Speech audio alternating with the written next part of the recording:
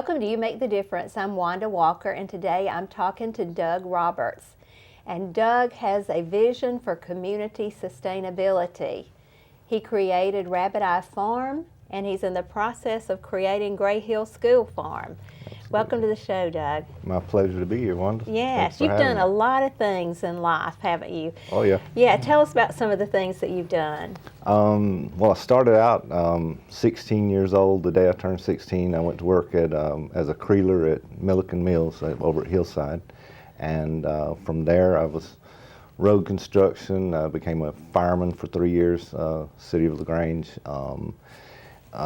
Mostly, though, photography, video production, and went on to, I'm better known these days for, I ran a tomato house, organic tomato house for Tommy Borders out on the Lower Big Springs Road, and everyone called me the Tomato Man at Kroger. Yes. And had several Great Dane dogs. A lot of people know me as a dog trainer, and because of these huge dogs that I walk around with. And then there's New Ventures. I worked with New Ventures for 3 years, helping people with disabilities to find and keep jobs, you know, and that was pretty good run there. And now I am farming for a living. Yes. Or going broke farming, but But into farming. into farming, yeah. Right. Yeah. Well, tell us about Rabbit Eye Farm. Okay, Rabbit Eye Farms is a for-profit farm. We have, I'm doing a lot of experiments in ways to farm, but it's a berry farm basically. And we have raspberries, blueberries, and blackberries. And whenever I was praying about what I should do with the rest of my life, God would say, plant your blueberries first. And so I did. And we had, first year was a wonderful crop of blueberries. Yes. This year, no blueberries. Huh. But the blackberries were as big as my thumb, and you know, it was just wonderful. But the blueberries got devastated by this thing called mummyberry disease. And apparently, Georgia became, this year, or this past year, 2015, it became the largest producer of blueberries in the nation, the state of Georgia. Oh, wow, I didn't know that. But with that came diseases from all over the country, and you're supposed to spray and things. Mine's totally organic, so I can't spray. And so, you know, you question God and you go, okay, why did you have me plant blueberries first? And so far I'm coming up with one of two things. Either I find the organic answer to mummyberry, which is not there yet, or I find maybe a variety that is mummyberry resistant or something. I have no idea, but you know, I'm sure God has a plan for me on that. So. Yes, and so who are you selling your berries to? Well, this year we actually went online, and it was very great reaction from the homeschoolers, and you know, there's only like a 2.5 month period that the berries are ripe, but the public came out, pick your own. And they had a great time, and sometimes we even had these friends of ours, Zach Patton and his wife Renee, who was in the symphony, and they would come out and they would play their fiddles and guitars, and you know, we'd have music, you know, pick and play at the Pick and Pay. So it was, yeah, you know, that sounds great. It was a lot of fun. Yeah. Okay, so then you're going to start Gray Hill School Farm. Tell me about that. Why did you move into that? Okay, well, the Gray Hill School Farm is actually a nonprofit, and that's where my passion lies, is in the teaching of these organic methods and these really easy methods of farming for seniors, you know, maybe homeless people, kids. You know, there's ways to do this organically and easily. And then but I'm also doing experiments on a scale where I can't really make huge profits, but I can prove that, you know, the big farmers, the people who do have resources and things could do this. And so I'm kind of on the very bare minimum doing experiments, and the bigger stuff for people who actually want to go into business. I want to teach this in Troup County. We are so blessed in this latitude. And when I was in the tomato house, I ran Tommy's Tomatoes. Yes. And when I was in the tomato house, we did a lot of research, and we have a latitude here, and it goes about 50 miles north of us and 50 miles south of us, where we have the ideal agriculture belt line, and it goes Yes. across the state and close to Savannah, and it goes across all the way to Texas. Okay, so, but this greenhouse belt used to be the breadbasket of the South. You know, there was a reason that Fort Tyler was the last fort to fall here, because all the resources were here. Were so, you know, this was, we had plenty of food and uniforms and things because everything was coming here. You know, there's some other reasons too, the rail line and the bridges, but this was what they wanted to destroy, to make it where we couldn't come back. And they did it, and we haven't come back agriculturally here really. And we have we have the right amount of sunlight. We have the right weather where we only have to heat just a little bit if we do greenhouses. You know, we don't have to cool as much. You know, we have, you know, Florida's too hot.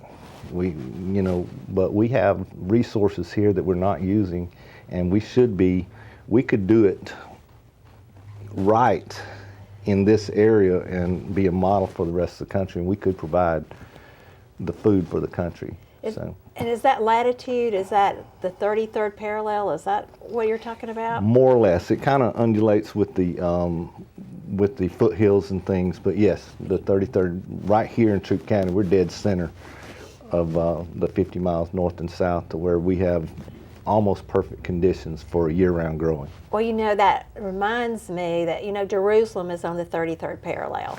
I did not know that. Yes, and so you know how God has blessed their land. Right. And so that's very interesting that on that 33rd parallel here in Troup County, that you're saying that that is just really could be the next Napa Valley. Yes, we could do it right though. They're out of water out there. They're doing the big farming, the pesticides, all of that. We could do it without all that right here. Yes. Yeah. Well, that is a blessing.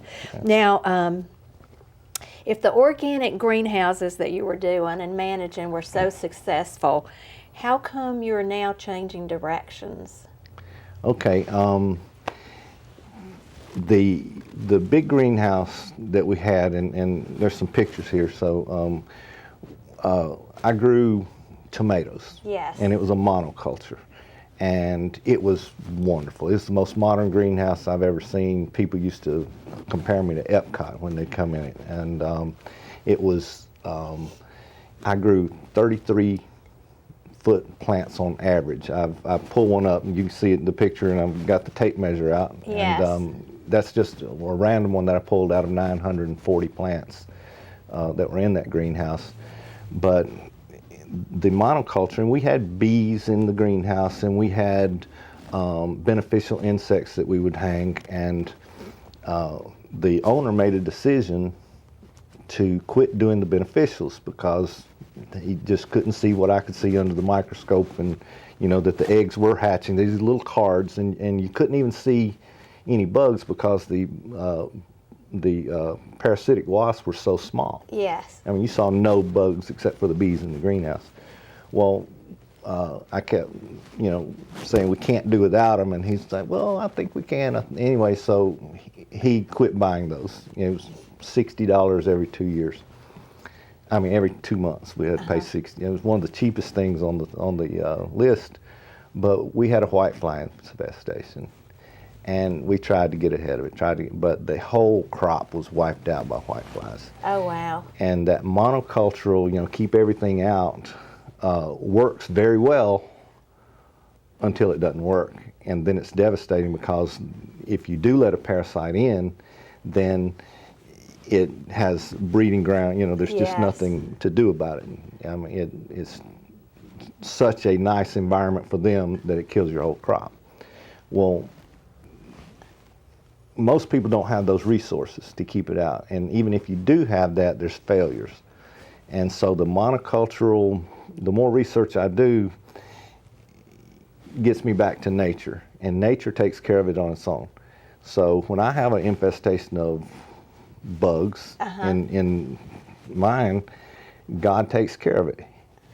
if I have a bad crop one year because of all this infestation of bugs, then all the predator wasps and things and all the beneficials go, hey, there's a feast here. Yes. And so they breed like crazy.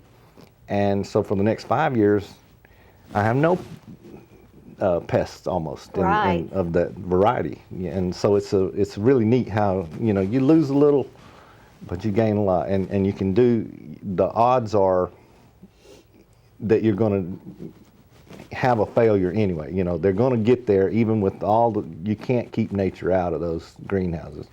And so, you know, why not work with it? You still get some produce, even with the bugs or pests and things, usually you get some.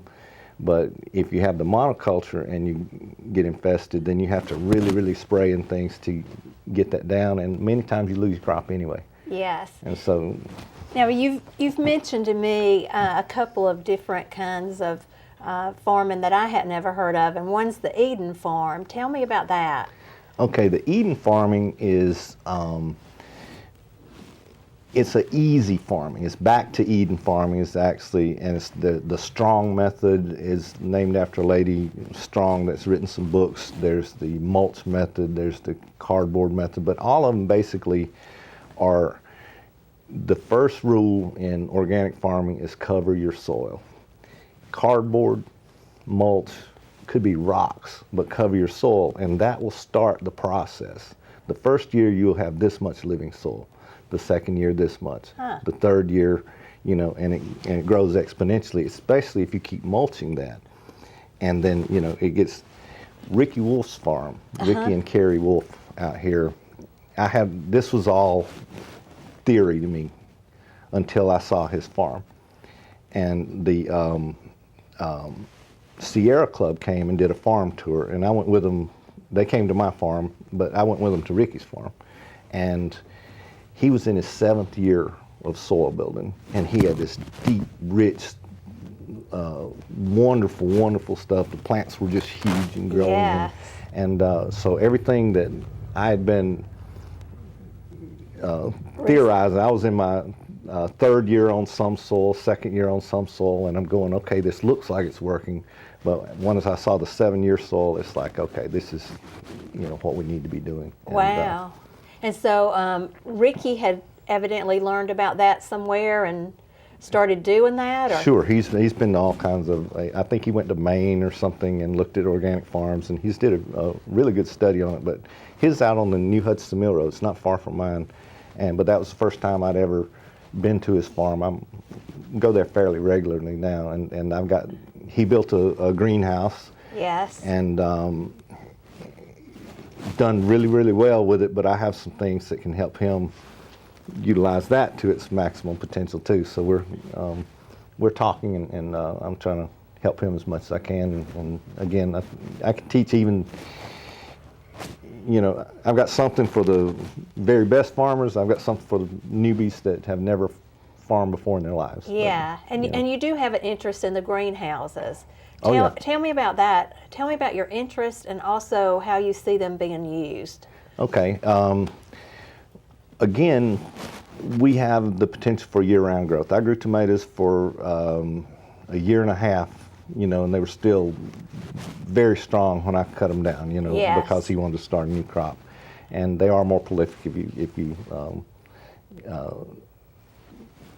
you rotate them every year or so, Right. you know, and there's a lot of people that do it every 6 months. But I proved that we could do this year-round. And the greenhouses, the trouble with the greenhouse, if we have electricity failure or something, is that they don't ventilate on their own. Okay, and my experiments, there's these wax-filled cylinders that will, when the temperature hits 72 degrees, they will start to push a rod up. Well, you can have a vent on that rod. Yes. And that wax-filled cylinder will heat up at 72 degrees, it'll open up, and it will ventilate on its own. And then when it goes below 72 degrees, it will slowly come down.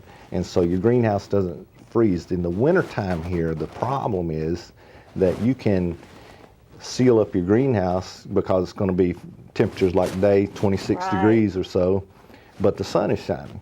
So by noon or by 10 o'clock, if you forget to go out there and ventilate, if you don't have an automatic ventilator or if you have electricity failure, then that greenhouse can be 140, 150 degrees in there and scald your plants Wow. by noon just because of the solar gain in that thing. Yes. And so it's if you don't maintain it, you lose it. And you had to be there every day, and I want it to be easy. I want it to be where Right. if I'm not there, if I do have a vacation one day, Yes. or that I wouldn't have to worry that someone is maintaining that for me. And I'm doing experiments with, I have some pipes that go in the ground way down 150 feet down to a low point that's cooling. And so those same flaps can be used for to open up the cool air that's coming in, and that will make it even more efficient to ventilate on its own. There's also the heating on its own. Now, the sun in the summertime is way up here. Yes. Can you see my hand? Yeah. Okay, the sun in the summertime is way up here, and it goes in the arc like this. And in the wintertime, it gets low in the horizon and it arcs like this. And so if you have barrels or tanks of water in your greenhouse, then the sun in the winter can heat them. And if there's shade over this part, as the sun in the summer comes, then it's shaded and the water helps cool your greenhouse. Yes. And so that same tank of water and the thermal mass of it, just that much water in one mass, water only changes temperatures at the edges. Okay, when it evaporates, the core mass of that water doesn't change temperatures fast at all. I mean, it's very, very slow. And so that will keep your greenhouse from freezing by just having a tank of water in there. Yes, and you Right. have some ideas for using greenhouses for the homeless. Tell me about that. Okay, greenhouses for the homeless. It's been an idea for a long time. I've got these, I've been experimenting with these hoop house, very low tech, low cost construction. And for the past 3 years, they've either blown over, the winter makes it not feasible because, it tears up. Yes. The wind and the sun get it. But now, I believe I have it. Good. And it's just using these farm panels. Okay, so you arch the farm panels, and but if you put one as a brace along there, then the wind can flex it and it pops right back up. And so now I have something that I believe can work, and you can use these same things for emergency shelters, things like that. It's much like a tent. Yes. But Mother Earth News, I don't know if you've ever heard of those, but in the 70s, they were doing this same kind of thing. Well, the problem with their a bunch of hippies and article here, article there, is that there's nothing, you can find all these old articles, but there's nothing, no organization to it at all. I mean, it's catch as can, you might find it, you might not. Right. But I ran across a couple of articles on greenhouses that they had done way back in the 70s. And they're very, very simple, where if you have some stakes in the ground at an angle, you can cover it quickly with something, tie a rope around it, and it's sealed. And it keeps, it's just a real Yes. quick way of doing that. An inexpensive way, right? Right. Yes. Less than $300, I think you can have a fairly nice sized structure that also grows plants. And if you have a tank of water in there, now the tank of water might cost, I haven't researched the water part, but if this could be utilized as a grow, part of the garden, and then they could also stay in it if they had to, I think it would be a neat thing. It's one of the things I'm working on. Yes. And then during the recent A Night Without a Roof, you spent the night on the square. Yeah. And that was to bring attention to homelessness, Right. and also give the community an opportunity to come in and really talk to people who were homeless and to hear their story. Tell me about your experience on the square. Okay, I did it on a whim. I heard about it.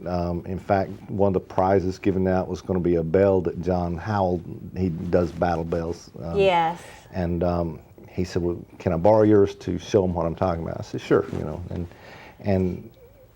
and so I went to this friend of mine at 5D Designs. I knew he had cardboard out there. I said, well, I'm going to do it too. And so right before dark, I showed up with this cardboard, and I went to setting up, and the newspaper guy was there. And I was the only one setting up at the time, so he took pictures of me. And so a friend of mine told his wife, he said, Doug must have got a divorce, and he's homeless now. And she said, read the article, stupid. That's right. But in doing that, it really got me focused more on this, and we can do gardens here and very easily, which is more the Eden gardening thing. I'm sorry I didn't elaborate on that as much, but we can do gardens, community gardens, very cheaply and very easily, and it makes it where you don't have to weed them. You don't have to do all this work, and so it'd be perfect for, when I'm 80, I want to still be gardening. Yes, And I think if we grow these, you already have a victory garden, and I'm interested in going and seeing what you guys are doing and see if I can help with that. The Maya shelter, yes. Mm-hmm. And there's a location in LaGrange that I think would be ideal for. I have a rental house on that corner, and the guy who helped me in the greenhouse was named Anthony Tucker. He was the first black lieutenant in the fire department here in LaGrange. Yes. And his family lives there in my rental house, and I think he could maintain that garden, to some extent, and we could grow sweet potatoes and collards, and that neighborhood would have food.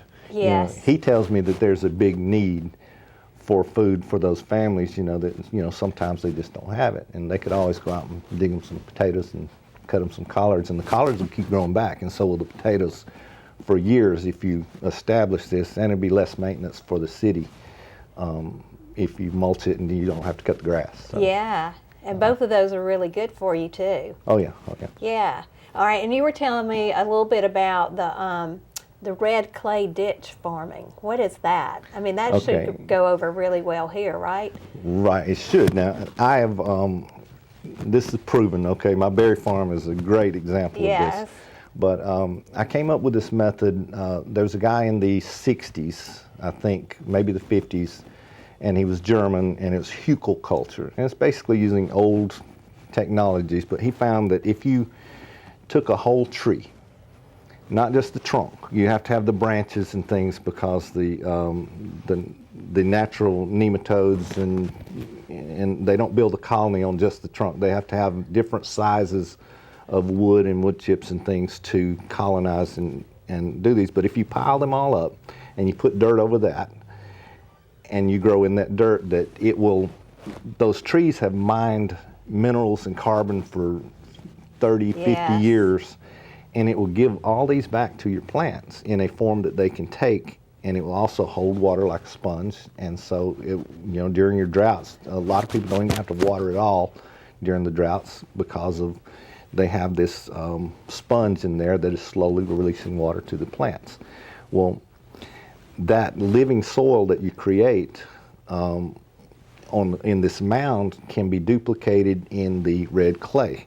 The red clay actually has a great deal of nutrients and things in it, but the plants can't get them out. It's like if you take a Wendy's milkshake and the straw goes flat. You can't get it out of there because it binds with water and turns into a hard surface, and the plants just have to work really hard to get those.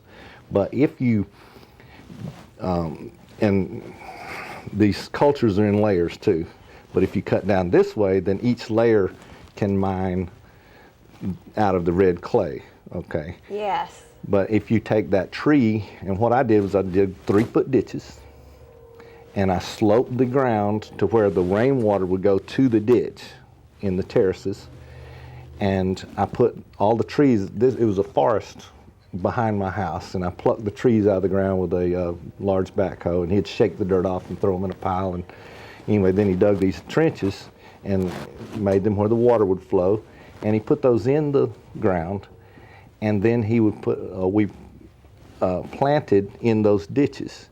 And these trees are giving up these nutrients. I haven't fertilized those berries at all. They're big as my thumb. The blueberries, like I said, were very nice the first year. If it hadn't been for the mummy berry, which is a fungus, it's not nutrition. Yes, yes. Okay, but it works, and it's something that I think that can be used on commercial scale or a small scale here. Either one, it absolutely works, and the trees give back this energy and create a living soil culture. And the deeper you can have that living soil, you know, the better off you are. What they do is they when you put fertilizer down, that plant takes maybe 30%, the rest of it washes away. It's not real easy for that plant to get that fertilizer. But if you have living soil, those living cultures, they will go over here and they'll say, okay, what do you need? And they say, well, I need some nitrogen and phosphorus and things. And they say, okay, we can get that for you. And they go down here to the tree and they mine it, and they have this barter system amongst themselves, and they will trade it for the sugars for the plants. And this whole, God will do it if you leave it alone. Yes. When you till your soil, it kills that top layer, and so you're killing your soil when you till it.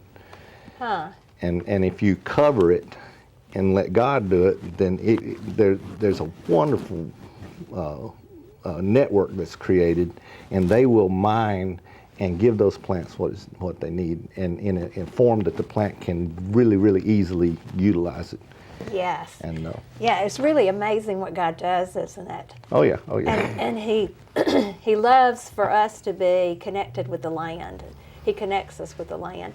And we have about a minute and a half left, and I know that you want to be involved in educational opportunities here in LaGrange where you share the farming knowledge that you've learned. How do you see that happening?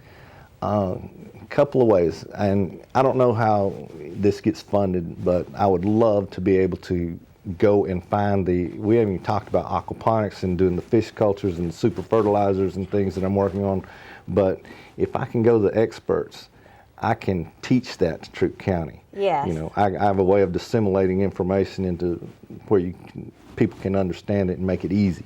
And if we reach the children, you know, there's kids over there on Honeycutt Street that I see, you know, I go over there and collect the rent and things, and these kids just come to me and gravitate to me, and they want to learn, and they, you know, and I volunteer at Hills and Dales. I hit every 5th grader already. Yes. But I would love to see the partnerships between LaGrange College, Point University, and maybe some of the high schools, maybe teaching the smaller kids. I would love to be a part of that, where I could reach out to these kids at that level and that age and get them to grow in things, get them excited about it, and that it's a cool thing to do. That sounds great. Well, thank you for all you do, and I know it's been a lot of work to research, but it sounds like you've truly enjoyed it. Yeah, and I'd just like to say thank you for watching You Make the Difference, and to remember that you truly do.